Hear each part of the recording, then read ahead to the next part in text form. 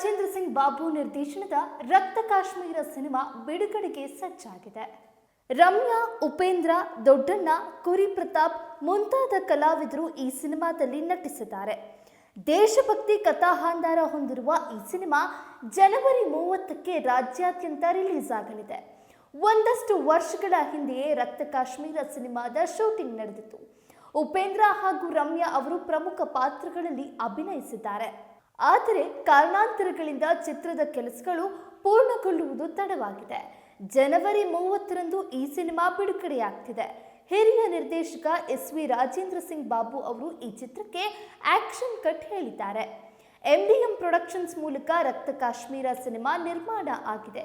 ಮುಖೇಶ್ ರಿಷಿ, ದೊಡ್ಡಣ್ಣ, ಓಂ ಪ್ರಕಾಶ್ ರಾವ್, ತೆಲುಗು ನಟಿ ಅನಿಲಾ, ಕುರಿ ಪ್ರತಾಪ್ ಮುಂತಾದವರು ಪಾತ್ರವರ್ಗದಲ್ಲಿ ನಟಿಸಿದ್ದಾರೆ.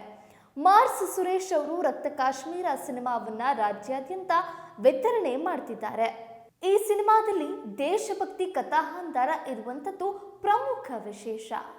ಗಣರಾಜ್ಯೋತ್ಸವದ ವಾರದಲ್ಲಿ ಚಿತ್ರ ರಿಲೀಸ್ ಆಗ್ತಿದೆ.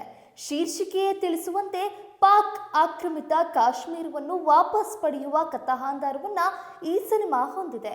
ಪಾಕ್ ಉಗ್ರಗಾಮಿಗಳು ಕಾಶ್ಮೀರದಲ್ಲಷ್ಟೇ ಅಲ್ಲದೆ ಬೆಂಗಳೂರು ಸೇರಿದಂತೆ ಭಾರತದ ವಿವಿಧ ನಗರಗಳಲ್ಲೂ ದಾಳಿ ನಡೆಸಿ ಸಾವಿರಾರು ಜನರನ್ನು ಹತ್ಯೆ ಮಾಡ್ತಿರ್ತಾರೆ.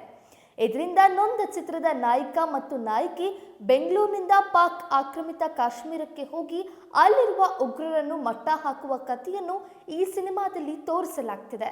ರಕ್ತ ಕಾಶ್ಮೀರ ಚಿತ್ರಕ್ಕೆ ಕಾಶ್ಮೀರದಲ್ಲೇ 1 ತಿಂಗಳಿಗೂ ಹೆಚ್ಚು ದಿನಗಳ ಕಾಲ ಶೂಟಿಂಗ್ ಮಾಡಲಾಗಿದೆ. ಸಾಕಷ್ಟು ಮಕ್ಕಳು ಕೂಡ ಈ ಸಿನಿಮಾದಲ್ಲಿ ನಟಿಸಿದ್ದಾರೆ.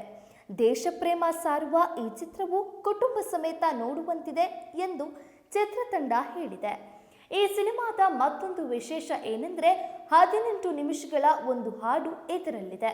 18 ನಿಮಿಷಗಳ ವಿಶೇಷ ಹಾಡಿನಲ್ಲಿ ಕನ್ನಡ ಚಿತ್ರರಂಗದ ದಿಗ್ಗಜ ನಟರಾದ ವಿಷ್ಣುವರ್ಧನ್, ಅಂಬರೀಶ್, ಶಿವರಾಜ್ ಕುಮಾರ್, ಶ್ರೀನಾಥ್, ದರ್ಶನ್, ಪುನೀತ್ ರಾಜ್ಕುಮಾರ್, ಜಗ್ಗೇಶ್, ರಮೇಶ್ ಅರವಿಂದ್, ಉಪೇಂದ್ರ, ಜೈ ಜಗದೀಶ್ ಮುಂತಾದವರು ಕಾಣಿಸ್ತಿದ್ದಾರೆ.